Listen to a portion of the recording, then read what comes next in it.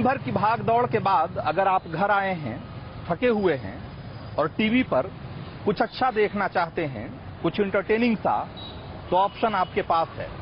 Remote आपके हाथ में है, आप चाहें तो चैनल बदल सकते हैं। लेकिन अगर आप चैनल नहीं बदलने का फैसला करते हैं तो मेरे साथ आप भी बदलाव की एक मुहिम से जुड़ सकते हैं, क्योंकि कई बार बदलाव की शुरुआत, बदलाव की मुहिम लड़ने से नहीं बल्कि जुड़ने से शुरू होती है। मैं भी उसी तरह सर्वाइव कर रही हूँ। मैं जॉब कर रही हूँ, अपने पैरों पर स्टैंड है, मुझे किसी की हेल्प की जरूरत नहीं है। वो हमारी मेंटालिटी ऐसी है कि औरत हमारे खिलाफ कैसे बोल सकती है या औरत के खिलाफ सहानुभूति कैसे हो सकती है। ये तो शी इज सेकेंडरी, प्राइमरी तो हम है। We run the world is for us, it's a man's world. कहते हैं वक्त सबसे बड़ा मरहम होता है, बड़ा से बड़ा घाव भर देता है वक्त। लेकिन कुछ जख्म ऐसे होते हैं जो वक्त के साथ भरते नहीं बल्कि और गहरे होते चले जाते हैं। उसकी पीड़ा, उसकी तकलीफ बढ़ती चली जाती है। एसिड अटैक के शिकार महिलाओं की जिंदगी भी कुछ ऐसी ही होती है, कुछ ऐसे ही जख्मों से भरी होती है, जिसे वो हर रोज धोती हैं, जिसकी पीड़ा को वो हर रोज झेलती हैं। ये सच है कि वक्त भी उनका चेहरा उन्हें नहीं लौटा सकता, लेकिन उनकी जिंदगी की सूरत बेहतर नहीं हो सकती है, ऐसा मानने से कुछ महिलाओं ने इनकार कर दिया है। उन्होंने अपने बिगाड़ दिए गए चेहरे के साथ ही अपने भविष्य को बेहतर करने का फैसला किया है, और उसकी शुरुआत हुई है आगरा में एक कैफे के रूप में। इसका नाम है शिरोज और मेरा नाम है रंजीत कुमार। नमस्कार, ऑन द स्पॉट में आपका स्वागत है। और हमारे साथ रितु भी हैं। रितु और इनकी जैसी कई महिलाएं मिलकर इस शिरोज कैफे को चलाती हैं। रितु, कब से काम कर रही हैं आप यहाँ? मैं फर्स्ट से शिरोज को ज्वाइन किया था और कैफे 10 दिसंबर 2014 में स्टार्ट किया था। अब तक का अनुभव कैसा है रितु? अच्छा रहा है, लोगों से इंटरेक्ट करते हैं, बात करते हैं। बहुत सारे लोग होते हैं कि फेसबुक पे देख के और ट्रिप एडवाइजर पे देख के हमसे मिलने आते हैं। अच्छा। और हमने 7-8 मंथ तो थोड़ा मुश्किल रहा था, बट शुरुआत के मतलब उस समय कस्टमर्स कम आते थे। अब बहुत अच्छा है और बहुत अच्छा रिस्पॉन्स मिल रहा है लोगों का। अच्छा, तो जो यहाँ आने वाले लोगों में ज्यादातर किस तरह के लोग हैं? आगरा शहर के लोग हैं या आगरा से बाहर के लोग हैं? मोस्टली लोग आगरा से बाहर के आते हैं। अच्छा। और इंडिया से भी बाहर के आते हैं, मतलब कि फॉरेनर्स ज्यादा विजिट करते हैं। आपको क्यों लगता है कि जो बाहर के लोग हैं वो ज्यादा आते हैं, जबकि कैफे आगरा में है, तो आगरा के लोगों को तो ज्यादा पता होगा इसके बारे में? ऐसा नहीं है कि नहीं आते। फर्स्ट टाइम आए हैं, सेकंड टाइम जो समझेगा, जो समझता है हम लोगों को, वो सेकंड टाइम आता है। नहीं तो लोग देखने के लिए आते क्या है, कैसे चल रहा है। मतलब कि मैं मेरे घर भी जाती हूँ और मैं लोगों से मिलती हूँ। यहाँ तो इतना नहीं लगता है, बट मैं मेरे उधर जाती हूँ तो मुझे लगता है कि फर्स्ट टाइम बोलते हैं ठीक है, हाँ ठीक है, चिंता मत करना, ठीक हो जाएगी। लेकिन ऐसा क्यों बोलना है, क्या है? मैं भी उसी तरह सर्वाइव कर रही हूँ। मैं जॉब कर रही हूँ, अपने पैरों पर स्टैंड है, मुझे किसी की हेल्प की जरूरत नहीं है। तो ठीक होना ना होना, मतलब आप ये कह रही हैं कि समाज से आपको सहानुभूति की जरूरत नहीं है। हमें भी उसी नजर से देखे जिस नजर से आप अपनी बहन बेटी को देखते हैं, अपनी फैमिली को देखते हैं। किसी दूसरे सामान्य है ना, किसी दूसरे आदमी को जैसे देखते हैं या दूसरे औरत को जैसे देखते हैं, वैसे ही हमें भी देखने की जरूरत है। और जिंदगी में हादसे किसी के साथ हो सकते हैं, और बस एक हादसा था और उसको इससे ज्यादा आप आगे नहीं ले जाना चाहती हैं, लेकिन समाज इस तरीके से इसको नहीं लेता। अच्छा, यहाँ पे ये समझने की जरूरत है कि रितु जिस समाज की बात कर रही है, जो हमारा समाज है, ये कमोबेश सारे जो मर्दों की सत्ता वाले समाज हैं, उस सब का एक ही चरित्र होता है कि महिलाओं के प्रति होने वाले अपराधों को लेकर ऐसा समाज एक अलग तरह का नजरिया रखता है। अमूमन अगर किसी के साथ अपराध होता है तो लोग उसके साथ सहानुभूति या समर्थन का भाव रखते हैं, सहयोग का भाव रखते हैं। लेकिन जब किसी महिला के खिलाफ कोई अपराध होता है तो वही समाज ठीक उलट उसके प्रति एक तिरस्कार का भाव रखता है, एक घृणा का भाव रखता है। वो उसको लेकर एक सहयोग की भावना नहीं होती उसके भीतर, बल्कि वो उल्टे उसी को विक्टिमाइज और उसको एक स्टिग्मा जोड़ देता है। नहीं, उसके साथ एक लांछन जोड़ दिया जाता है।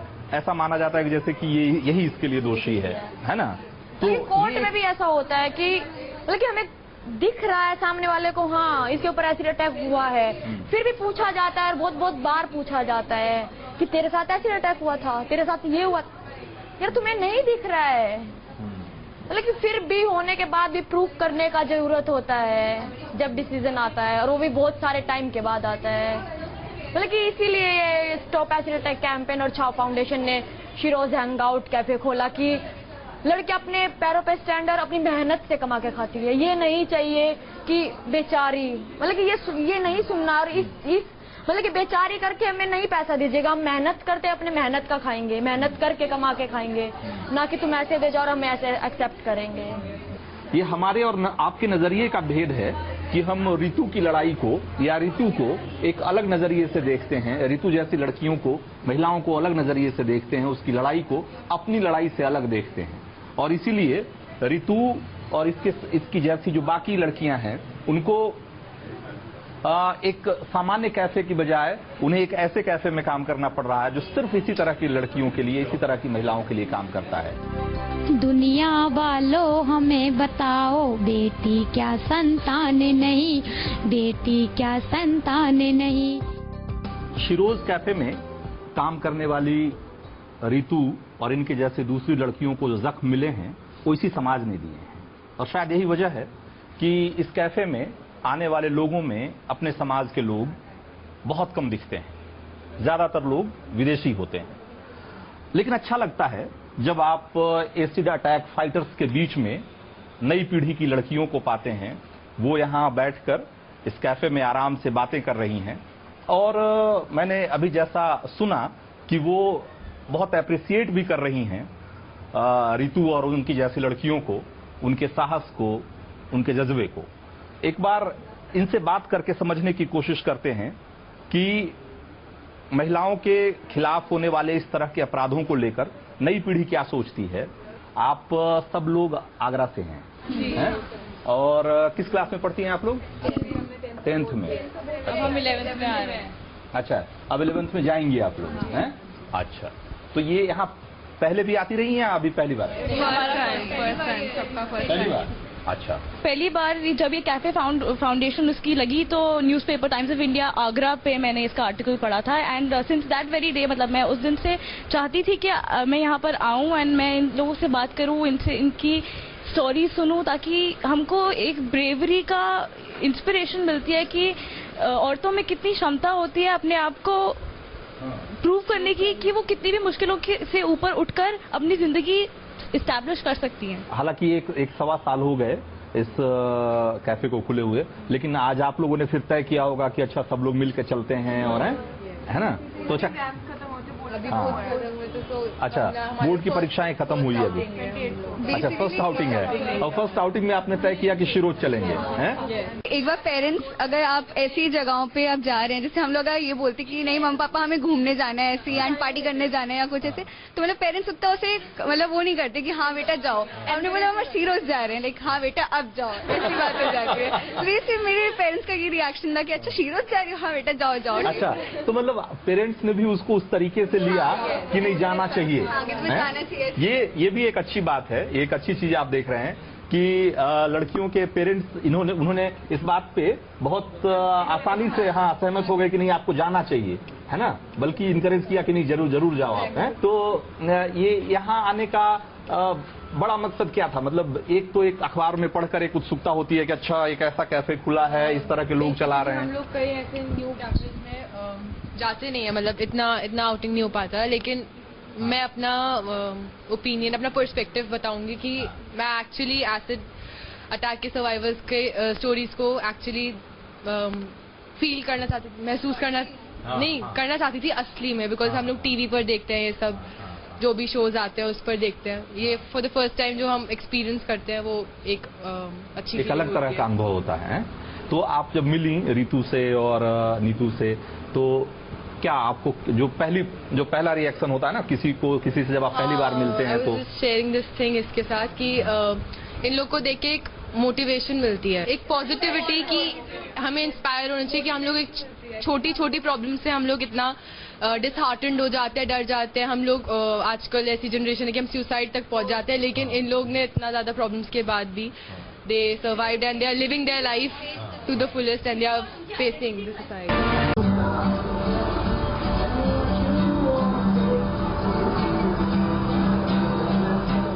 ताज का दीदार करने के बाद ज्यादातर विदेशी शिरोज का रुख कर रहे हैं। चिली के बेंजामिन भी उन्हीं में से एक हैं। बेंजामिन ने कभी अपने देश में एसिड अटैक जैसी घटना नहीं देखी। It was shocking because in Chile I never hear that preppers someone is going to attack with acid, like it's like very powerful, like very violent. शिरोज की अपनी एक छोटी सी दुनिया है, एक दुनिया जो बहुत कलरफुल है। जिस समाज ने इन लड़कियों को एसिड अटैक के जरिए एक तरीके से अंधेरे की तरफ धकेलने का काम किया था, शिरोज एक तरीके से देखा जाए तो उनको फिर से रंगों की दुनिया में वापस लाने की एक पहल है, एक छोटी सी कोशिश है। और उसी कोशिश का नतीजा है शिरोज के भीतर चलने वाला एक छोटा सा बुटीक। और इस बुटीक को चलाते हैं अतुल और इनके साथ रूपा और अंशु और इस तरह की जो बाकी लड़कियां हैं वो इसमें सहयोग करती हैं। मैं इसे बहुत बड़े अचीवमेंट की तरह देखता हूं बिकॉज जब रूपा को मैंने एज ए मेंटर ज्वाइन किया तो उस टाइम हम लोगों ने 5 ड्रेसेस बनाई थी जिनका फोटोग्राफ्स इन वॉल पिलर्स में है। और इस फोटोग्राफ्स को मिस्टर राहुल सहारण ने कैप्चर किया था। अच्छा। और ये बहुत ज़्यादा पॉपुलर हुआ इंटरनेट पे, ऑनलाइन जब पब्लिश हुआ। अच्छा। क्योंकि पहली बार किसी सर्वाइवर ने मॉडलिंग की थी किसी डिजाइनर के लिए, जहाँ पे डिजाइनर भी खुद भी एक एसिड अटैक विक्टिम थी और जो उसे पहन रहे थे वो भी एक एसिड अटैक सर्वाइवर थे।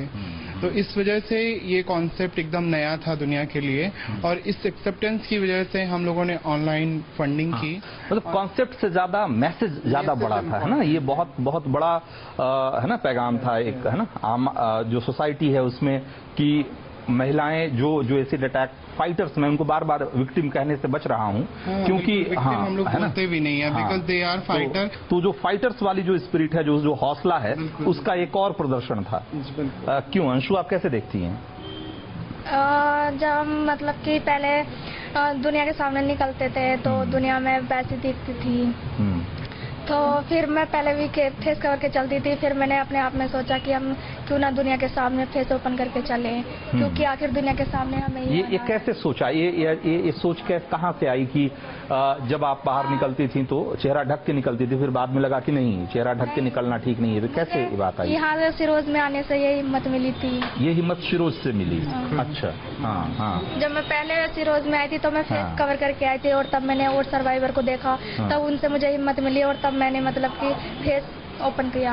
तो अब आप जब बाजार जाती हैं या कहीं भी जाती होंगी बिना चेहरा ढके, तो लोगों का रिएक्शन किस तरीके का होता है? मतलब क्या कि लोग हमें बेचारी टाइप से कहते हैं, लेकिन हमें उसका जवाब देना होता है। क्योंकि हम बेचारी नहीं हैं, क्योंकि उसमें कोई हमारी गलती नहीं थी। शिरोज का खुलना और इसका फलना फूलना सिर्फ इसलिए अहम नहीं है कि ये एसिड अटैक सर्वाइवर्स, फाइटर्स के लिए रोजी रोटी का जरिया है या उनकी आजीविका का साधन है या उनके लिए आत्मसम्मान की लड़ाई का हिस्सा है, बल्कि इसलिए ज्यादा अहम है क्योंकि ये उस पुरुष प्रधान समाज या पुरुषों की उस मानसिकता को चुनौती की तरह है जो महिलाओं के खिलाफ होने वाले अपराध के बाद महिलाओं को लेकर सहानुभूति और सहयोग का रवैया नहीं रखता, बल्कि उन्हें एक तरीके से तिरस्कार और उनका बाइकआउट करने का काम करता है।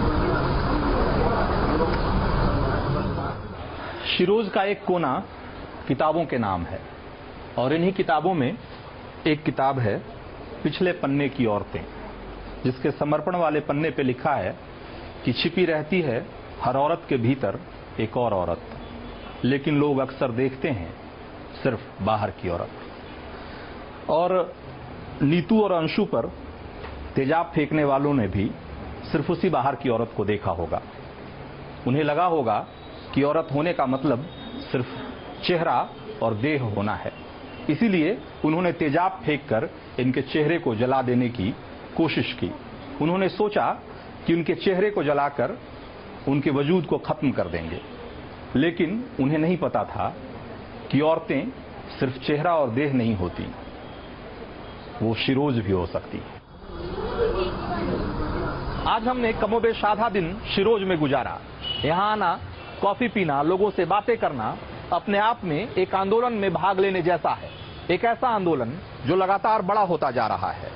कम से कम यहाँ के विजिटर बुक को पढ़कर तो यही लगता है।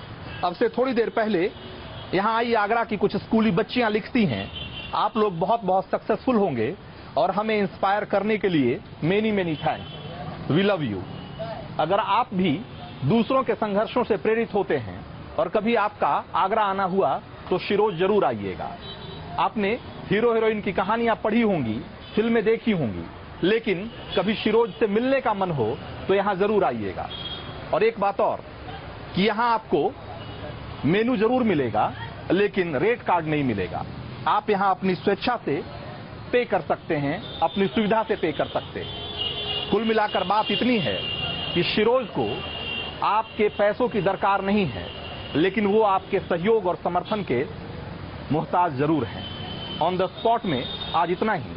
हमारे सहयोगी नीतीश कुमार और मनीष झा के साथ मुझे दीजिए इजाजत। अगले हफ्ते मिलेंगे फिर किसी और स्पॉट पे।